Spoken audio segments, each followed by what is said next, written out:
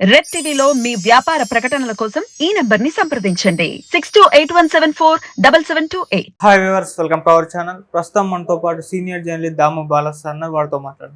నమస్కారం సార్. నమస్తే sir, encounter specialist Pradeep శర్మకి బాంబే హైకోర్టు జీవిత ఖైదు విధించింది సార్. అసలు ఎవరి ప్రదీప్ శర్మ, ఏం చేస్తాడు, ఎందుకు ఈయనకి జీవిత ఖైదు విధించింది సార్? ఇది ఒక ఇంట్రెస్టింగ్ కేసు. నాకు తెలిసి ఇండియాలోనే ఫస్ట్ టైం ఒక ఎన్కౌంటర్ స్పెషలిస్ట్కి హైకోర్టు యావజ్జీవ కారాగార శిక్ష విధించడం అనేది ఫస్ట్ టైం. ఇది ఇప్పటివరకు ఏ ఎన్కౌంటర్ స్పెషలిస్ట్కి కూడా శిక్ష పడలేదు.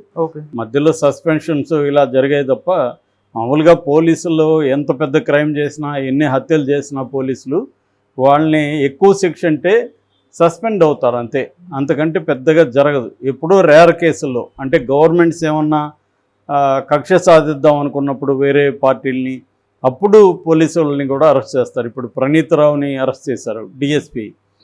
అట్లాంటివి రేర్ కేసులు అనమాట. ఎందుకంటే ఇప్పుడు కేసీఆర్ మీద పగ సాధించడానికి రేవంత్ రెడ్డి అనేక మార్గాలు ఎదుగుతున్నాడు. ఆ మార్గాల్లో ఆయనకి దొరికిన మార్గం ఇక్కడ ప్రవీణ్ రావు. అది జరగలేదని నేను అనట్లా, జరుగుతుంది. కానీ దాని మీద ఎవరో కూడా సీరియస్గా తీసుకోరు. రేవంత్ రెడ్డి కక్షాదింప చేద్దామని తీసుకున్నాడు. ఎందుకంటే రేవంత్ రెడ్డిని ఒకప్పుడు కేసీఆర్ అరెస్ట్ చేశాడు. చివరికి వాళ్ళ కూతురు పెళ్ళికి కూడా ఆయన జైలు నుంచి రావాల్సి వచ్చి కొన్ని గంటలు ఉండి వెళ్ళిపోవాల్సి వచ్చింది. తర్వాత అర్ధరాత్రి ఇంట్లోంచి ఎత్తుకుపోయారు. వీటన్నిటి నుంచి అతను పర్సనల్గా తీసుకున్నట్టుగా మనకు కనబడుతుంది. దానికి కాంగ్రెస్ అధిష్టానం కూడా గ్రీన్ సిగ్నల్ ఇచ్చినట్టుగా కనబడుతుంది. అంటే వాళ్ళకి రాజకీయంగా కూడా ప్రయోజనం ఉంది. కేసీఆర్ని దెబ్బతీయగలిగితే అప్పుడు ఒక పార్టీ మటాష్ అవుతుంది, ప్రధాన పార్టీగా కాంగ్రెస్ ఉంటుంది, రెండోది బీజేపీ ఉంటుంది. కాబట్టి రెండు పార్టీలు కూడా కేసీఆర్ని వీక్ చేయాలనే ట్రై చేస్తున్నాయి. సో ఇక్కడ ప్రదీప్ శర్మ అనే వ్యక్తిని ఇలా ఫస్ట్ టైం ముంబై హైకోర్టు ఆయనకి ఇచ్చేసింది. ఎవరి ప్రదీప్ శర్మ అంటే ఆల్రెడీ సినిమాల్లో ఈయన పాపులర్ అయిపోయాడు. ఈయన మీద చాలా సినిమాలు వచ్చాయి, వెబ్ సిరీస్ వచ్చాయి, డాక్యుమెంటరీస్ వచ్చాయి, బుక్స్ రాశారు. ఆ స్థాయి పాపులర్ ఎన్కౌంటర్. ఇతను బేసిక్గా మామూలు భాషలో చెప్పాలంటే ఒక హంతకుడు, 312 మందిని చంపిన హంతకుడు. కానీ ముద్దు పేరు, పోలీసులకి ఇచ్చే ముద్దు పేరు అంటే ఎన్కౌంటర్ స్పెషలిస్ట్ అని ఇస్తారు. ఎన్కౌంటర్ అంటేనే హత్య, దాంట్లో ఏం డౌట్ లేదు. సో ఎందుకంటే ఎన్కౌంటర్ అంటే మామూలుగా అర్థం ఏంటి? ఎన్కౌంటర్ అంటే ఎదురెదురు పడ్డము, ఎదురెదురుగా ఇద్దరు కూడా నువ్వు నా మీద కాల్పులు జరిపితే, నేను నీ మీద కాల్పులు జరిపితే మన ఇద్దరిలో ఎవరో ఒకరు చనిపోతారు. దాన్ని ఎన్కౌంటర్ అంటారు. అంటే రెండు సాయుధ దళాలు కానీ, ఇద్దరు సాయుధ వ్యక్తులు కానీ పరస్పర వ్యతిరేకంగా ఒకరినొకరు చంపుకోవడానికి పోరాడినప్పుడు ఒకరు చనిపోతారు. దాన్ని ఎన్కౌంటర్ అంటారు మిలిటరీ భాషలో. కానీ మన వాళ్ళు ఏం చేశారు? ఎన్కౌంటర్కి అర్థం ఒక మనిషిని పట్టుకోవడం, తీసుకెళ్ళి కాల్చి చంపేయడం. అతను ఎన్కౌంటర్లో చనిపోయినాడు అంటే అతను మా మీద కాల్పులు జరపబోయాడు, మేము ఆత్మరక్షణ కోసం కాల్పులు జరిపితే అతను చనిపోయాడు. ఎప్పుడు ఇదే 30-40 ఏళ్ళ నుంచి ఇదే కథ అనమాట. సేమ్, దీంట్లో మార్పే ఉండదు. సేమ్ స్టోరీ చెప్తానే ఉంటారు, రాస్తూనే ఉంటాం మనం మీడియా వాళ్ళు. అదే జరుగుతుంది. ఇది కోర్టుల్లో కూడా అనేక కేసులు వేశారు, కానీ ఎక్కడా కూడా ఈ స్థాయి శిక్షలు పడల. సస్పెండ్ అయ్యారు, కేసులు పెట్టారు. గుజరాత్లో కూడా హిరేన్ పాండే చంపిన షోహరాబుద్దీన్ ఎన్కౌంటర్ కేసులో కూడా అరెస్ట్ అయ్యారు గుజరాత్ పోలీసు. కానీ ఏం చేస్తాయంటే ఇదంతా కూడా రాజకీయ నాయకులు సేవ్ చేస్తుంటారు. ఇక్కడ కూడా మనకి అప్పుడు అమ్మాయి ఒక దీని కేసులో ముగ్గురిని తీసుకెళ్ళి చంపేశారు కదా. అప్పుడు కూడా ఏమైంది? దాని మీద కమిషన్ కూడా తేల్చింది, ఇది పోలీసులు చేసిన హత్య అని తేల్చింది. అయినా కూడా వాళ్ళకేం శిక్ష పడలే. సజ్జనార్ని అప్పుడు హీరో అన్నారు, చివరికి సజ్జనార్ చేతులు ఎత్తేసి నాకు తెలియదు, నేను ఆదేశించలేదు, ఎన్కౌంటర్కి నాకు సంబంధమే లేదని చేతులు ఎత్తేసాడు. జనమంతా ఏమో సజ్జనార్ హీరో, సజ్జనార్ చంపేశాడు అని చెప్పాడు. అంటే ఇది ఏమైతుందంటే మెల్లమెల్లగా సమాజం యొక్క ఆమోదం కూడా. సమాజం అంటే ఏంది? ఈ ఎన్కౌంటర్లో చనిపోయే వాళ్ళు ప్రధానంగా ఎవరు? డౌన్ ట్రాడన్ వాళ్ళు, అంటే దళితులు, ఎస్సీలు, ఎస్టీలు, బీసీలు, లేదా పేద ముస్లిమ్సు, ఇలాంటి డౌన్ ట్రాడన్ పీపుల్నే చంపుతారు. కానీ ఒక అప్పర్ కాస్ట్, ఒక బాగా డబ్బులున్న వాళ్ళు నేరాలు చేసినప్పుడు, రేపులు చేసినప్పుడు వాళ్ళని చంపమని జనము డిమాండ్ పెట్టరు, వాళ్ళని చంపను కూడా చంపరు. సో చంపేది ఎవరినంటే ఆయన అంబేద్కర్ చెప్పినట్టు మేకలను బలిస్తారు కానీ పులుల్ని ఎవరని. సో వీళ్ళనే చంపుతారు, వాళ్ళే ఎన్కౌంటర్ స్పెషలిస్టులు. సో ఇలాగా ఇతను ప్రదీప్ శర్మ ముంబైలో ఎన్కౌంటర్ స్క్వాడ్ అనే ఒక స్క్వాడ్ ఉండేది, దాంట్లో ఇతను మెంబరు. ఇతను ఫస్ట్ ఎస్ఐగా చేరి తర్వాత సిఐ అయ్యాడు. ఇతను దాదాపు ఈ స్క్వాడ్ ఇతను కలిసి 312 మందిని చంపారు. సో వాళ్ళు చంపింది వచ్చి ఎవరోనని వాళ్ళు చెప్తున్నారంటే, ఒకటేమో టెర్రరిస్ట్ గ్రూప్స్, కొన్ని రకాల లష్కర్-ఇ-తోయిబా లాంటి టెర్రరిస్ట్ గ్రూప్స్, తర్వాత మాఫియా. అప్పట్లో మాఫియా బలంగా ఉండేది ముంబైలో. ఆ మాఫియా వీళ్ళంతా ఎలా తయారైనంటే, తర్వాత ఒక గ్యాంగ్ దగ్గర డబ్బులు తీసుకొని వాళ్ళ రైవల్ గ్యాంగ్ని వీళ్ళు తొద్దుముట్టించడం, దానివల్ల ఆ గ్యాంగ్ బలపడుతుంది అనమాట. ఇది ఇతను కూడా చేశాడని ఇతని మీద ఆరోపణలు వచ్చాయి. ఇతను దావుద్ ఇబ్రహీంకి అమ్ముడుపోయి, దావుద్ ఇబ్రహీంకి యాంటీగా ఉన్న చోటారాజన్ లాంటి గ్యాంగ్స్టర్ల ఎక్కడెక్కడ ఎవరెవరు ఉంటే వాళ్ళంతా చంపేయడం, ఎన్కౌంటర్ని కట్టుగా తల్లడం, అలాగా చేస్తున్నాడని 2008లో ఇతన్ని సస్పెండ్ చేశారు పోలీస్ డిపార్ట్మెంట్. సస్పెండ్ చేసినప్పుడు కూడా ఇతను నాకు సెక్యూరిటీ కావాలి, నాకు గ్యాంగ్స్టర్లతో టెర్రరిస్టులతో థ్రెట్ ఉందంటే, మామూలుగా అయితే సస్పెండ్ చేసిన వాళ్ళకి సెక్యూరిటీ ఇవ్వరు, కానీ ఇతనికి ఇచ్చారు. అయితే ఆ తర్వాత ఇతను 2017లో మళ్ళీ పోస్టులోకి తీసుకున్నారు. అతని మీద అభియోగాలు ఏవి ప్రూవ్ కాలేదని చెప్పి మళ్ళీ పోస్టులోకి తీసుకున్నారు. మళ్ళీ 2019లో ఇతను రిజైన్ చేశాడు. చేసిన తర్వాత శివసేనలో చేరాడు. బీజేపీలో కూడా అమిత్ షాని కలిశాడు. ఇప్పుడు బీజేపీలో చేరాలని అమిత్ షా అపాయింట్మెంట్ ఇచ్చాడు.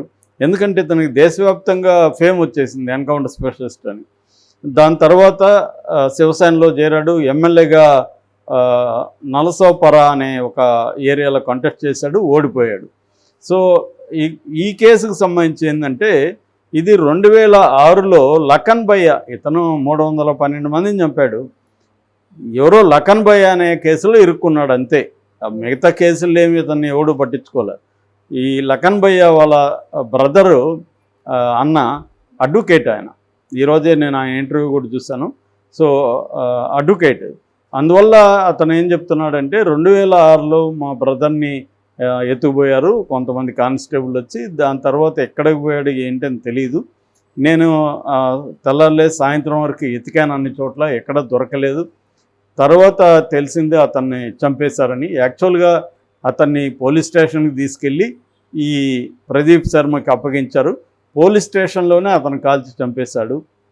దాని తర్వాత నేను కోర్టులో పిటిషన్ ఫైల్ చేశాను, రిట్ చేశాను. ఆ కోర్టు విచారణ కాజేసింది. దాని తర్వాత ఒక సిట్ ఫామ్ అయింది. ఆ సిట్టు ఆ బుల్లెట్స్, ఆ బాడీలో బుల్లెట్స్ అవన్నీ తీసుకొని బ్యాలిస్టిక్ పరీక్షలు అవన్నీ చేశారు. దాంట్లో ఇతని బుల్లెట్టే అనేది ప్రూవ్ అయింది. దానివల్ల అతన్ని సస్పెండ్ చేసి కేసుని కోర్టులో తీసుకెళ్లారు. ట్రయల్ జరిగింది. బట్ ట్రయల్ కోర్టు ఏమో దాన్ని అతనికి అక్విటల్ ఇచ్చేసింది. అతను నిజానికి నేరం చేయని నలుగురికేమో శిక్ష వేసింది, నేరం చేసిన ఇతనికి అక్విటల్ ఇచ్చేసింది. నేను మళ్ళీ వదలకుండా దాని మీద మళ్ళీ హైకోర్టుకి వెళ్ళాను. హైకోర్టు మళ్ళీ అన్ని సాక్షులన్నింటినీ పరిశీలించి ఈ కింది కోర్టు ఇచ్చిన తీర్పుని పెర్వర్స్ అని, అన్సస్టైనబుల్ అని కూడా అది కామెంట్లు చేసింది. అంటే ఒక పెర్వర్స్ ఉంది తీర్పు, వీళ్ళు ఏ రకమైన విట్నెసెస్ని కానీ ఏమి సాక్ష్యాధారాలను పట్టించుకోకుండా తీర్పిచ్చారని హైకోర్టు చెప్పింది. ఇప్పుడు నిన్న హైకోర్టు ఇతనికి యావజ్జీవ కారాగార శిక్ష విధించింది. ఇది బేసిక్గా అతని స్టోరీ. అతని మీద రేజ్ అనే ఒక సినిమా మరాఠీలో వచ్చింది. అబ్ తక్ చెప్పను కూడా అతను బేస్ చేసుకుంది. రామ్ గోపాల్ వర్మ ప్రొడ్యూసర్ దానికి. దాని తర్వాత క్లాస్ ఆఫ్ 83 అని హుస్సేన్ జైదీ ఒక బుక్ కూడా రాశాడు ఈ ఎన్కౌంటర్ స్క్వాడ్ మీద. అందులో ఇతను కూడా ఉన్నాడు అనమాట. అట్లాగే ముంబై మాఫియా అని నెట్ఫ్లిక్స్లో ఒక డాక్యుమెంటరీ సిరీస్ కూడా ఇతను బేస్ చేసుకొని వచ్చింది. అయితే ఇతని గురించి ఇంకొక చిన్న ఇంట్రెస్టింగ్ స్టోరీ ఉంది. అదేంటంటే, మన ముఖేష్ అంబానీ ఇంటి దగ్గర ఒక కారు మిస్టీరియస్ కనబడితే ఆ కారులో చూస్తే ఆ కారులో ఒక లెటరు, కొంత జెలటిన్ స్టిక్స్ ఉన్నాయి. అదేంటంటే ఇది శాంపుల్ మాత్రమే, ముఖేష్ అంబానీ చంపేస్తాము అనేది ఉంది. సో ఈ కారు ఎవరిది ఏందని చూస్తే ఆ కారు వచ్చి మన్సుఖ్ హిరేన్ అనే ఒక చిన్న వ్యాపారస్తుడిది. ఆ కారు అతను నాది దొంగిలించారు అని కంప్లైంట్ ఇచ్చాడు అంతకుముందు. అంటే ఆ కారుని దొంగిలించి ఎవరో ఇక్కడ తెచ్చిపెట్టారు. ఫస్ట్ ఒక తీవ్రవాద సంస్థ మేమే చేసామని చెప్పింది, మళ్ళీ ఏమో ఇంకొక అదే తీవ్రవాద సంస్థ ఇదెవరో మా పేరుతో ప్రకటించారు, మేమే అసలైన తీవ్రవాద సంస్థ, మేము మాకు సంబంధం లేదన్నారు. చివరికి ఏమైందంటే ఇతను ఈ మన్సుఖ్ హిరేన్ కంప్లైంట్ ఇచ్చాడు కదా, అతన్ని ఎవరో చంపేశారు. దాంతో అక్కడ ఉన్న ఒక పోలీస్ ఆఫీసర్కి డౌట్ వచ్చింది ఇక్కడ ఏదో జరుగుతుంది అని. సో అతను ఎంక్వైరీ మొదలుపెట్టాడు, వాళ్ళ భార్యని వాళ్ళని ఇంటర్వ్యూ చేయడం ఇవన్నీ మొదలు పెడితే అతనికి సంతోష్ షేలర్ అనే ఒకడు దొరికాడు. వాడు ఈ కారుని అక్కడ పెట్టాడు, ఆ హత్య కూడా వాడే చేశాడని చెప్తున్నారు. వాడిని ఎవరు పెట్టారంటే ఈ ప్రదీప్ శర్మే పెట్టాడు. సో ప్రదీప్ శర్మ ఎందుకు పెట్టాడు అంటే ఇతనికి అసిస్టెంట్ కమిషనర్ సచిన్ వాజే ఇతన్ని హెల్ప్ అడిగాడు. సచిన్ వాజేకి ఎవరు చెప్పారు? పోలీస్ కమిషనర్ పరంబీర్ సింగ్ చెప్పారు. పరంబీర్ సింగ్కి ఎవరు చెప్పారు? ముఖేష్ అంబానీ కొడుకో లేకపోతే మరి వాళ్ళ ఇంట్లో ఎవరో చెప్పారని. అతను ఎందుకు చెప్పాడంటే ముఖేష్ అంబానీ వాళ్ళు హెలిపాడ్ దీనికి అడుగుతున్నారు అక్కడ, కానీ గవర్నమెంట్ ఇవ్వట్లేదు, అందుకని ఒక థ్రెట్ ఉందని చూపిస్తే హెలిపాడ్ పర్మిషన్ ఇస్తారు అని ఇదంతా చేశారు. వీళ్ళు ఇదంతా ఊహించుకోలే, అనుకోకుండా ఈ మర్డర్ అయిపోయింది, అనుకోకుండా వీళ్ళందరూ ఇరుక్కున్నారు. చివరికి ఒక 200-300 కోట్లు ఖర్చు పెట్టి ఈ కేసుని అసెప్ట్ చేశారనేది ఒక కథనం. ఇది ఎంత నిజమని తెలియదు కానీ దీంట్లో చాలా వరకు అయితే నిజాలు ఉన్నాయి. బట్ ఇది ముఖేష్ అంబానీ వాళ్ళ ఇంట్లో వాళ్ళే చేయించారా లేకపోతే ఎవరన్నా బయట చేశారా అనేది నిర్దిష్టంగా తెలియదు. బట్ అటువంటి ఊహాగానాలు అయితే ఉన్నాయి. అందులో అయితే ఇతను కూడా ఇరుక్కొని ఉన్నాడు. ఈ ప్రదీప్ శర్మ మీద కూడా NIA national investigative agency enquiry చేసింది. ఫైనల్గా తేల్చలా. ఈ వాజే కూడా జైలు, అతనికి జాబ్ కూడా పోయింది సచిన్ వాజేకి. సో దీంట్లో కూడా ప్రదీప్ శర్మ ఉన్నాడు. ఏదేమైనప్పటికీ ఫస్ట్ టైం ఒక ఎన్కౌంటర్ స్పెషలిస్ట్కి శిక్ష పడడం అయితే సంతోషించాలి. ఎందుకంటే పోలీసులు చంపేయడం పట్టుకొని